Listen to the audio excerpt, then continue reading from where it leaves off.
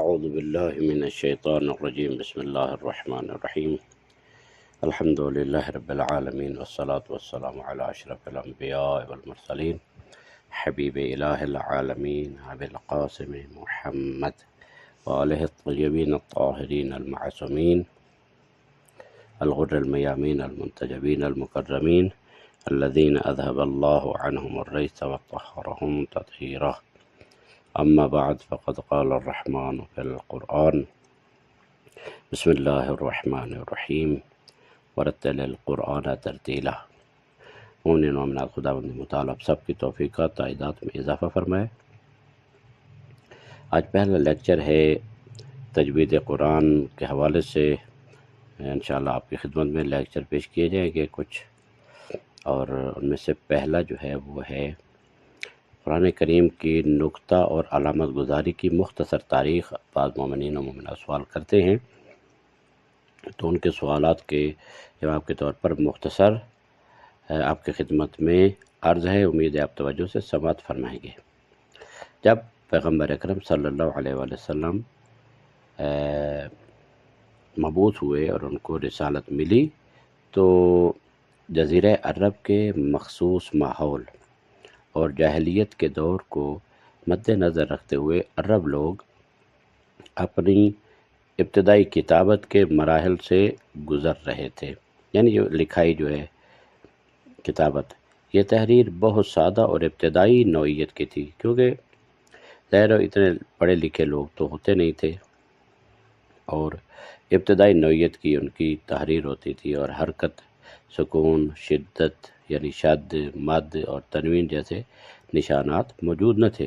آج جو ہم قرآن مجید میں دیکھ رہے ہیں اس قسم کی تحریر اور کتابت اس دور میں موجود نہ تھی۔ نہ سکون ہوتا تھا، یعنی جس کو جزم کہتے ہیں، اور نہ تشدید ہوتی شد، اور نہ مد ہوتی تھی، اور اسی طرح تنوین وغیرہ جیسی کوئی علامتیں موجود نہ تھی۔ ان جیسے حروف کی شناخت کے لیے کوئی خاص علامت استعمال نہیں کی جاتی تھی کہ پتہ چلے کہ یہاں پر سکون ہے، شد ہے، مد ہے، یہ چیزیں۔ جب پیغمبر اکرم صلی اللہ علیہ وآلہ وسلم پر وحی نازل ہوئی تو آپ کی رسالت کا آغاز ہو چکا تھا، یعنی آپ سب کو معلوم ہے کہ سورہ اقرا بسم ربک الذی خلق، یہ آیات جو ہے 5 آیات جو پیغمبر اکرم پر نازل ہوئی تو رسالت کا آغاز ہو چکا تھا۔ تو قرآن کو اسی وقت کے رائج رسم الخط کے مطابق لکھا گیا، جو وہاں پر رائج تھا رسم الخط، نہ زبر، نہ زیر، نہ پیش، نہ جزم، نہ شد، نہ مد، کیونکہ قرآن کے الفاظ کو درست طور پر پڑھنے اور سمجھنے کے لیے تلفظ کی درستی بہت اہم تھی۔ جب تلفظ صحیح نہ ہو تو پھر قرآن کو کیسے صحیح پڑھا جائے گا؟ اس لیے لوگ رسول اکرم صلی اللہ علیہ وآلہ وسلم کے زمانے میں قرآن کی تلاوت سنتے، اور اگر کہیں تلفظ میں شبہ ہوتا تو حضور سے صحیح تلفظ پوچھ لیتے تھے، ان کے لیے وہاں پر کوئی مشکل نہیں ہوتی تھی۔ اسلام کے پھیلاؤ کے بعد جب اسلام پھیلا، جب بہت سے غیر عرب قومیں جو ہیں مسلمان ہوئیں، تو چونکہ وہ عربی زبان سے مانوس نہ تھے، اس لیے قرآن کو درست طور پر پڑھنے میں دشواری کا سامنا کرتے تھے۔ ان میں سے بعض نے فطری طور پر کوشش کے باوجود قرآن کے الفاظ کو غلط پڑھا، یہاں تک کہ کبھی کبھی وہ قرآن کے معنی کو بدل دیتے یا درست مفہوم سے انحراف کا شکار ہو جاتے، ہٹ جاتے تھے۔ یہ بات حضرت علی علیہ السلام کی توجہ کا مرکز ہوئی۔ مولا نے توجہ کی کیونکہ وہ فصاحت و بلاغت کے امام تھے، ماہر تھے۔ فصاحت و بلاغت ان کے گھر کی لونڈی تھی، تو حضرت علی علیہ السلام نے حکم دیا کہ قرآن کے تحفظ اور حفاظت کے لیے قواعد اور ضوابط طے کیے جائیں۔ انہوں نے اپنے شاگرد ابو الاسود دؤلی کو حکم دیا کہ وہ اس کام کو انجام دیں۔ ابو الاسود نے عوام کی تلاوت کی درستگی کے لیے ایک قاعدہ مقرر کرنے کا فیصلہ کیا، جس طرح کہ عوام کو وہ ہم کیسے پڑھیں قرآن کو؟ چلو خواص کو بسا اوقات معلوم ہوتا ہے، جو خاص لوگ ہوتے ہیں ان کو معلوم ہوتا ہے کہ اس کو کیسے پڑھیں، لیکن عوام کو یعنی درست پڑھنے کے لیے ان کے لیے قواعد مقرر کرنے کا فیصلہ کیا تاکہ قرآن کی قرأت میں غلطی نہ ہو۔ بعد میں اس مقصد کے لیے دیگر ماہر اور مشہور افراد بھی اس کام میں شامل ہو گئے۔ ان میں سے ایک شخص نے یہ طے کیا کہ قرآن کو مختلف رنگوں کی مدد سے علامتوں کے ساتھ مزین کیا جائے تاکہ متن کے مطابق حرکات اور نشانات کو سمجھا جا سکے۔ ابو الاسود دؤلی چاہتے تھے کہ قرآن کی تلاوت کے دوران اگر کسی حرف کی آواز بلند ہو یعنی فتح ہو تو اس حرکت پر ایک سرخ نقطہ اوپر کی جانب لگایا جائے، جس کو ہم فتح کہتے ہیں، جس کو ہم زبر بھی کہتے ہیں، اپنی زبان میں زبر کہا جاتا ہے۔ تو ایک سرخ نقطہ اوپر کی جانب لگایا جائے تاکہ واضح ہو کہ وہ حرف کھلا ہوا ہے، یعنی کھلا ہوا یعنی اوپر کی طرف فتح یعنی فتح کا معنی ہوتا ہے ایک بار کھلنا، تو اوپر ایک سرخ نقطہ لگا دیا جائے۔ اگر زیر کی آواز ہو یعنی حرف نیچے کی طرف کھلے تو ایک نقطہ نیچے لگایا جائے تاکہ وہ کسرہ کہلائے۔ کسرہ کا معنی وہ ہے ایک مرتبہ ٹوٹنا، نیچے آنا، تو وہ کسرہ کی علامت جو ہے وہ نیچے لگائی جائے۔ اگر پیش ہو یعنی حرف مضموم ہو، حرف کے اوپر یعنی وہ ضمہ ہو تو نقطہ حرف کے آگے لگایا جائے۔ اگر حرف ساکن ہو یعنی بغیر حرکت کے ہو، جس کو ہم کہتے ہیں مجزوم کہتے ہیں، اور ساکن اور جازم کہتے ہیں، یعنی مجزوم اس حرف کو کہا جاتا ہے جس کے اوپر جزم ہو، تو مجزوم تو اس پر کوئی نقطہ نہ لگایا جائے۔ یہ جو ہیں انہوں نے طے کی۔ ابو الاسود خود آیات قرآن پڑھتے اور لکھتے، اور جہاں جہاں کسی حرف یا کلمے میں اعراب کی ضرورت محسوس ہوتی وہاں نقطہ لگا دیا جاتا۔ بعد میں ان کے شاگردوں نے اس عمل کو ترتیب دی اور مزید بہتری پیدا کی، یہاں تک کہ قرآن کو مکمل طور پر نقطوں اور علامات کے ساتھ محفوظ کر لیا گیا، اور دوسرے لوگ بھی اسی روش کو اپنانے لگے۔ پتہ تھا کہ اوپر اگر نقطہ ہے تو اس کو فتح پڑھنا ہے، زبر پڑھنا ہے، جس طرح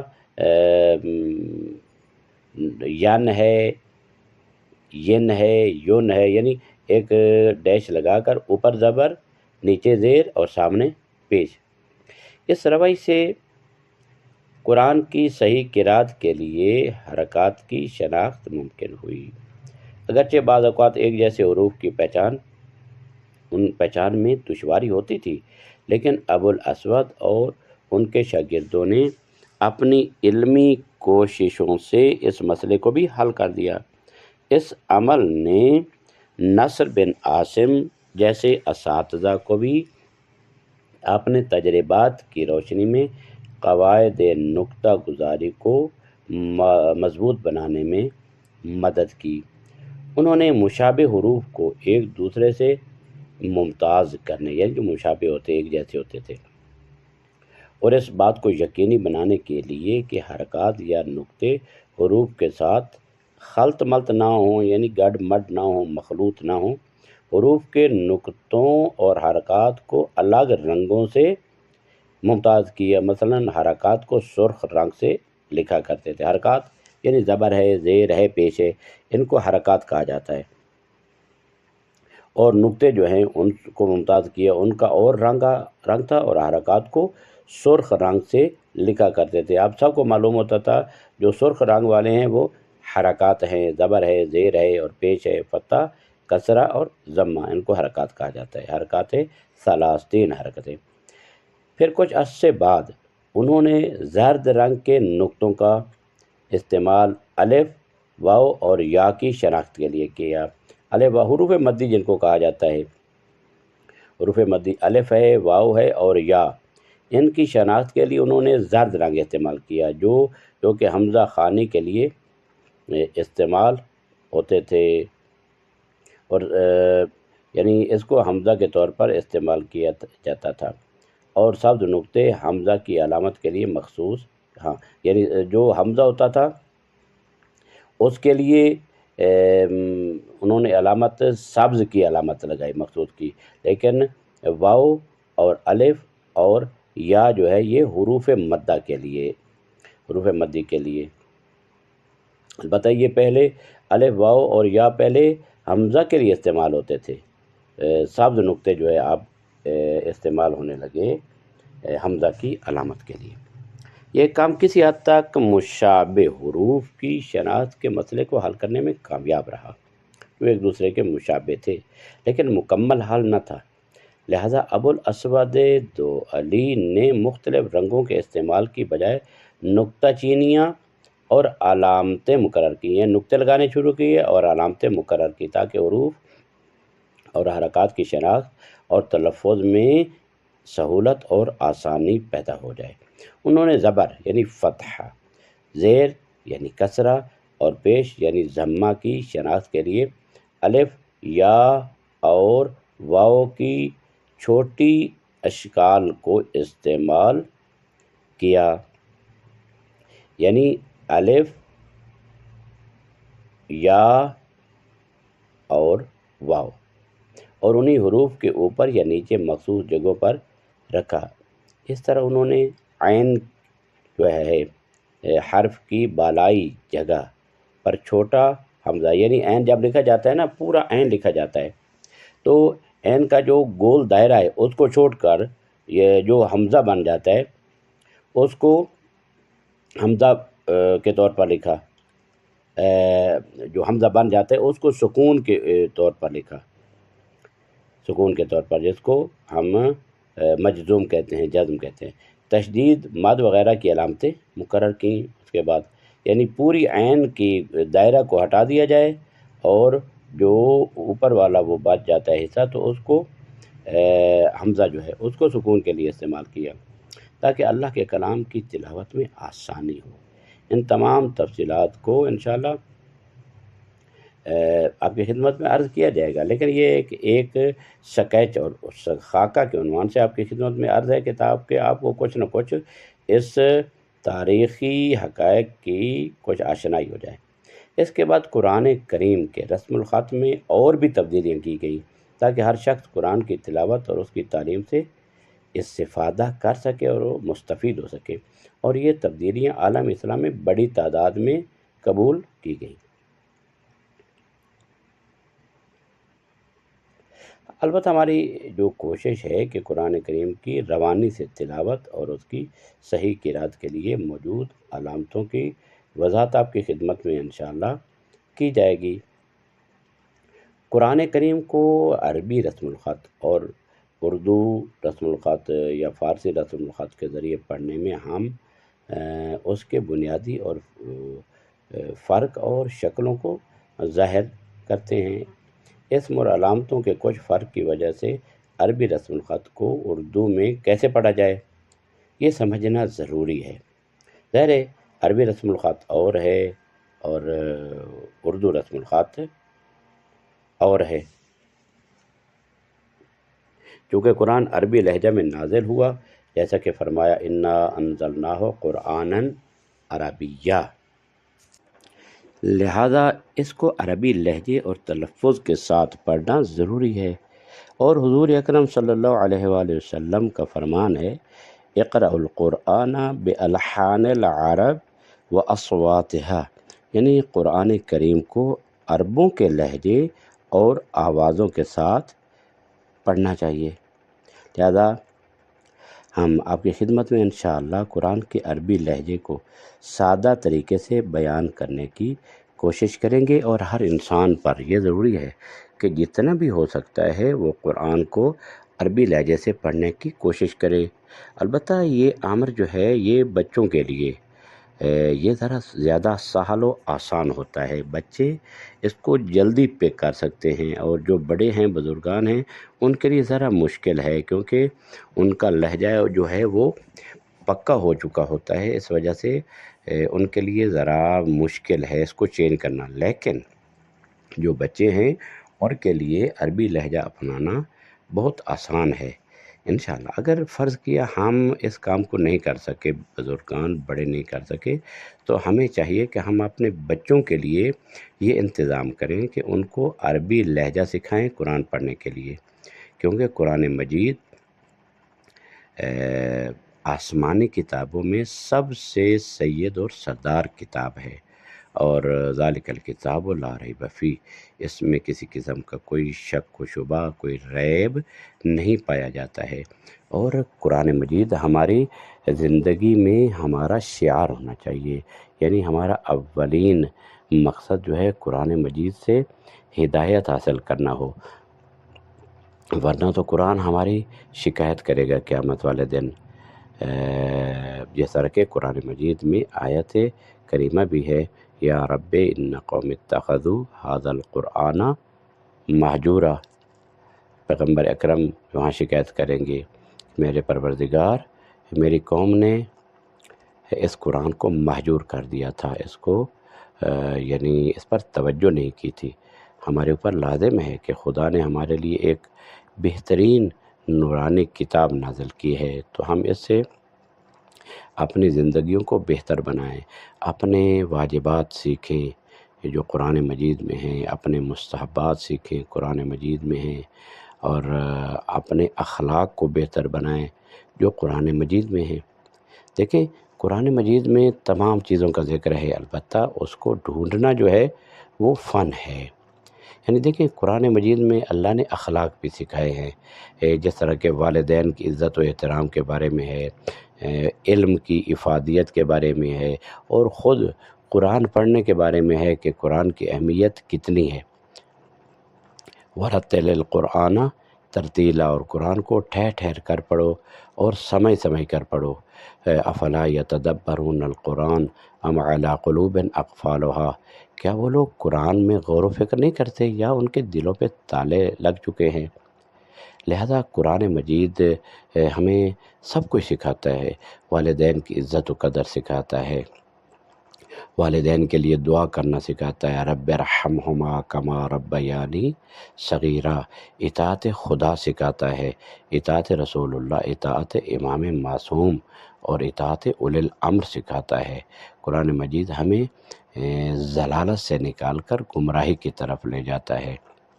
اللہ ولی الذین آمنوا یخرجهم من الظلمات الی النور والذین کفروا اولیاؤهم الطاغوت یخرجونهم من النور الی الظلمات اولئک اصحاب النار هم فیہا خالدون۔ اور ان ھذا القرآن یہدی للتی ہی اقوم، قرآن مجید ہمیں سب سے پائیدار راستے کی طرف ہدایت کرتا ہے۔ تو اگر یہ قرآن یہ ہمیں پکار رہا ہے کہ کوئی ہے جو مجھ سے ہدایت حاصل کرنے والا ہے، اور اگر آج ہم ہدایت حاصل نہیں کریں گے تو بالآخر ہم نے خدا کی طرف منتقل تو ہونا ہے، اس میں کوئی شک نہیں ہے۔ انسان جتنا بھی چارہ کرے کہ میں نہ مروں تو مرنا تو ہے، منتقل تو ہونا ہے آخرت میں، یعنی برزخ میں، اور برزخ سے پھر قیامت میں ہم نے منتقل ہونا ہے۔ پھر ہم وہاں کیا کریں گے؟ ہم کس کے دامن کو پکڑیں گے؟ قرآن کو تو ہم نے چھوڑا ہوا ہوگا۔ قرآن اس کائنات میں جو ہمارے لیے قابل اتباع چیزیں ہیں وہ دو چیزیں ہیں، دو چیزوں کے علاوہ کوئی تیسری چیز نہیں ہے جن کی پیروی کا حکم دیا گیا ہے۔ قابل اتباع قرآن ہے اور اہل بیت ہے۔ قرآن اور اہل بیت کے علاوہ اس کائنات میں کوئی چیز بھی نہیں کہ جس کے بارے میں مطلقاً حکم دیا گیا ہو بغیر کسی شرط کے کہ ان کی اتباع کی جائے، یا قرآن ہے یا اہل بیت ہیں۔ لہذا بعض لوگوں نے قرآن کو بہت خوب پڑھا، حفظ کیا، اس پر انہوں نے دن رات محنت کی، حفظ کیا، اور اس کو ایسا پڑھا بہترین عربی لہجے میں، لیکن ہم دیکھتے ہیں کہ قرآن فقط ان کے زبان پر ہے، ان کے قلب میں اتر نہیں سکا ہے۔ کیوں؟ اس وجہ سے کہ انہوں نے دوسری چیز کو نہیں پکڑا ہے کہ جو اہل بیت علیہ السلام ہیں، قرآن کے مفسر ہیں، ان کو نہیں پکڑا ہے۔ اور اگر ہم ایسا کریں کہ ہم اہل بیت کو پکڑ لیں اور قرآن کو چھوڑ دیں تو ہمارا بھی یہی اشر ہوگا کہ ہمارے ہاں بھی ہدایت نہیں آ سکے گی، کیونکہ خود اہل بیت علیہ السلام مفسر اور مبین قرآن مجید ہیں۔ لہذا ہمیں بھی توجہ کرنی چاہیے۔ اگر ہم کہتے ہیں کہ ان کو قرآن کا ان لوگوں کو کوئی فائدہ نہیں کہ جنہوں نے اہل بیت کو چھوڑا ہے، تو پھر ہمیں بھی کوئی فائدہ نہیں ہوگا جنہوں نے قرآن کو چھوڑا ہے۔ اگر ہم کہتے ہیں کہ ہم اہل بیت کے ماننے والے ہیں، تو خود اہل بیت کہتے ہیں کہ قرآن ہمارے ساتھ ہے اور ہم قرآن کے ساتھ ہیں، القرآن مع علی و علی مع القرآن۔ لہذا سب سے زیادہ تاکید جو کی گئی امیر المومنین کے کلام میں، اور خصوصاً مولا کی وصیت، جو آخری وقت مولا نے وصیت فرمائی تھی، تو مولا نے حسنین شریفین، اگرچہ وہ امام تھے لیکن ان کو یہ وصیت فرمائی کہ اے میرے بیٹے، اللہ اللہ فی القرآن، قرآن کے بارے میں اللہ سے ڈرتے رہنا، اور قرآن کے بارے میں کوئی شخص بھی تم سے زیادہ سبقت نہ لینے پائے۔ اگر کوئی سابق ہوں قرآن میں اور قرآن میں آگے بڑھنے والے ہوں تو وہ آپ ہوں۔ اور پھر مولا نے فرمایا کہ میری یہ وصیت جو ہے وہ آگے آنے والی نسلوں کو اور ہمارے شیعوں کو پہنچایا جائے کہ قرآن کو مت چھوڑنا۔ جس طرح کہ اللہ اللہ فی بیت ربکم خانہ کعبہ کے بارے میں ہے، مسجد کے بارے میں ہے، اللہ اللہ فی الایتام یعنی یتیموں کے بارے میں مولا نے وصیت فرمائی، اور فرمایا کہ ان کے پیٹ جو ہیں وہ خالی نہ رہیں، وہ بھوکے نہ رہیں، ان کو کھانا کھلاتے رہنا، ان پر شفقت کرنا، مہربانی کرنا۔ اور اسی طرح مولا نے اپنے آخری وقت میں جو دعویٰ کیا تھا کہ سلونی قبل ان تفقدونی، مجھ سے پوچھو اس سے پہلے کہ تم مجھے نہ پاؤ۔ تو یہ تمام چیزیں جو ہیں وہ وہی ہیں کہ قرآن علی مولا کے ساتھ، علی مولا قرآن کے ساتھ، بلکہ یوں کہا جائے پورے اہل بیت علیہ السلام قرآن کے ساتھ اور قرآن اہل بیت کے ساتھ۔ لن یفترقا، پیغمبر فرماتے ہیں کہ یہ دونوں جو ہیں کبھی جدا نہیں ہو سکتے، ہرگز جدا نہیں ہو سکتے، حتیٰ یردا علی الحوض، یہاں تک کہ حوض کوثر پر میرے پاس یہ آ جائیں گے۔ اب دیکھنا یہ ہے کہ اگر ہم نے قرآن پر توجہ نہیں کی اور ہم کہتے ہیں کہ ہم ادھر مولا علی علیہ السلام کے نعرے لگانے والے ہیں، تو پھر مولا تو پوچھیں گے کہ قرآن میرے ساتھ تھا تو میرا جز جو ہے تم نے جدا کر دیا، اب میرے ساتھ کیا محبت کرتے ہو؟ لہذا مولا فرماتے ہیں کہ تم قرآن کو پڑھو اور پھر اس کی تفسیر مجھ سے پوچھو کہ قرآن کیا کہتا ہے۔ قرآن ایک سلیبس ہے، ایک نصاب تعلیم ہے۔ جس طرح کوئی اسٹوڈنٹ جو ہے نصاب تعلیم کے بغیر کامیاب نہیں ہو سکتا، اسی طرح کوئی بھی محب اہل بیت قرآن کے بغیر اور سنت محمد والے محمد کے بغیر کامیاب نہیں ہو سکتا ہے۔ لہذا ہمیں جو بھی مشکل ہو، پریشانی ہو، البتہ قرآن میں ہر چیز کا حل ہے۔ یعنی قرآن میں وَنُنَزِّلُ مِنَ الْقُرْآنِ مَا هُوَ شِفَاءٌ وَرَحْمَةٌ لِّلْمُؤْمِنِينَ وَلَا يَزِيدُ الظَّالِمِينَ إِلَّا خَسَارًا۔ قرآن میں ہر چیز شفا ہے، یعنی بیماریوں کی شفا بھی ہے، ظاہری بیماری، بدنی بیماریوں کی بھی شفا ہے، اور باطنی بیماریوں کی بھی شفا ہے قرآن مجید میں۔ اب ہم نے تلاش کرنا ہے، ہم ادھر ادھر بھاگ رہے ہیں۔ جب امیر المومنین علیہ السلام سے سوال کیا گیا کہ مولا میرے پاس میرے گناہ بھی ہیں، میرے پاس رزق کی کمی ہے، میرے پاس اولاد کی کمی ہے، اولاد نہیں ہے، میرے پاس باغات جو ہیں وہ خشک ہو چکے ہیں، بارش نہیں ہے، سب کچھ، تو مولا امیر نے فرمایا استغفرو، یعنی استغفار کرو۔ تو جب وہ مولا سے شکایت کی گئی کہ مولا میرے گناہ ہیں، استغفار کروں، ٹھیک ہے، اور پھر جب میری اولاد نہیں ہے تو مولا نے کہا استغفار کرو، اور جب ہمارے ہاں جو بارش نہیں ہے، خشک سالی ہے، تو پھر کیا کیا جائے؟ مولا نے فرمایا استغفار کرو۔ تو سائل نے سوال کیا کہ مولا ہر چیز کے لیے استغفار؟ تو مولا نے فرمایا ہاں، قرآن نہیں پڑھا آپ نے؟ قرآن میں سورہ نوح میں خداوند متعال ارشاد فرماتا ہے فَقُلْتُ اسْتَغْفِرُوا رَبَّكُمْ إِنَّهُ كَانَ غَفَّارًا يُرْسِلِ السَّمَاءَ عَلَيْكُمْ مِدْرَارًا وَيُمْدِدْكُمْ بِأَمْوَالٍ وَبَنِينَ وَيَجْعَلْ لَكُمْ جَنَّاتٍ وَيَجْعَلْ لَكُمْ أَنْهَارًا۔ یعنی یہ سب کچھ اگر گناہ ہے تو استغفار کے ذریعے، اگر پانی کی کمی ہے تو یرسل السماء علیکم مدرارا، آسمان سے موسلادھار بارش بھی ہوگی، وَيُمْدِدْكُمْ بِأَمْوَالٍ، مال بھی عطا کرے گا۔ مال کی کمی ہے، رزق کی کمی ہے تو استغفار کے ذریعے وہ تمہاری رزق کی کمی کو بھی پورا کرے گا۔ وَبَنِينَ، اور تمہیں اولاد نہیں ہے تمہارے ہاں تو استغفار کرو، اللہ تمہیں استغفار کے ذریعے اولاد بھی عطا کرے گا۔ اسی طرح جو ہے تمہاری تمام مشکلات استغفار کے ذریعے حل ہو جائیں گی۔ اور اسی طرح امام باقر علیہ السلام کا ارشاد گرامی بھی ہے کہ جو شخص اپنی حاجات کو پورا کرانا چاہتا ہے، رزق میں کمی ہے یا اولاد نہیں ہے، تو اسے چاہیے کہ ہر روز 100 مرتبہ استغفار کرے، خدا ذوالجلال اس کی مشکلات کو حل فرمائے گا۔ اب یہ نسخے اور یہ قیمتی چیزیں کہاں پر ہیں؟ یہ یا تو قرآن مجید میں ہیں یا پھر محمد وآل محمد کے نورانی فرامین میں ہیں، لہذا ہمیں دونوں کو پکڑنا ہوگا اور دونوں پر عمل کرنا ہوگا انشاءاللہ۔ خداوند متعال ہمیں قرآن اور اہل بیت علیہ السلام سے ہدایت حاصل کرنے کی توفیق عطا فرمائے اور قرآن مجید کو صحیح پڑھنے، سمجھنے اور اس پر عمل کرنے کی توفیق عطا فرمائے۔ وصلی اللہ علی محمد وآلہ الطیبین الطاہرین المعصومین۔